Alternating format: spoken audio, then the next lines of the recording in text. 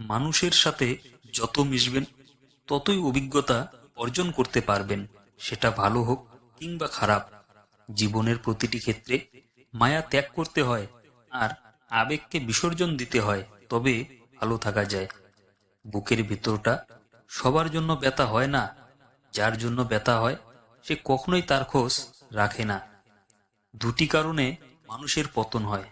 Number 1, অতিরিক্ত আরামপ্রিয় জীবন। Number 2, ঝুঁকি নিতে ভয় পাওয়া। অনেক কিছুই তোমার চোখে আকর্ষণ করতে পারে, তবে তুমি তার পেছনে ছোট যেটা তোমার হৃদয়কে আকর্ষণ করেছে।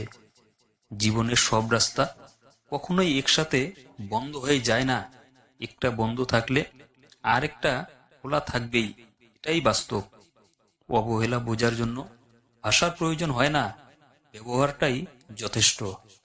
বিয়ের পর সবাই বলে মেয়ের বাপের বাড়ি থেকে কি দিয়েছে, কেউ এটা বুঝতে চায় না যে বাবা তার কলিজার টুকরো মেয়েটাকে যে দিয়ে দিয়েছে। সম্পত্তি থেকে প্রেম আর সৌন্দর্য দেখে ভালোবাসা কখনোই চিরস্থায়ী হয় না। আয়নায় ঢিল মারলে যেমন আয়নাটা টুকরো টুকরো হয়ে যায়, ঠিক তেমনি হৃদয়ে আঘাত লাগলে হৃদয় চূর্ণ বিচূর্ণ হয়ে যায়। মেয়েরা খারাপ হতে পারে, তবে সব মেয়েরা নয়। ছেলেরা খারাপ হতে পারে, তবে সব ছেলেরা নয়।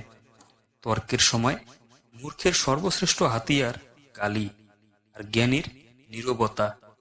ভরসা করার মতো মানুষ পাওয়াটা আজকাল ভাগ্যের ব্যাপার, কারণ মানুষ নামের মানুষ ঠিকই আছে, কিন্তু বিশ্বাস করার মতো মানুষ এই পৃথিবীতে বড্ড অভাব।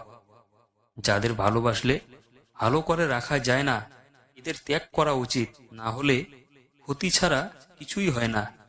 বিশ্বাস খুব ছোট্ট একটা শব্দ, পড়তে 1 সেকেন্ড সময় লাগে, আর ভাবতে কয়েক মিনিট সময় লাগে, কিন্তু বুঝতে কয়েকদিন সময় লাগে, আর প্রমাণ করতে সারাটা জীবন লাগে।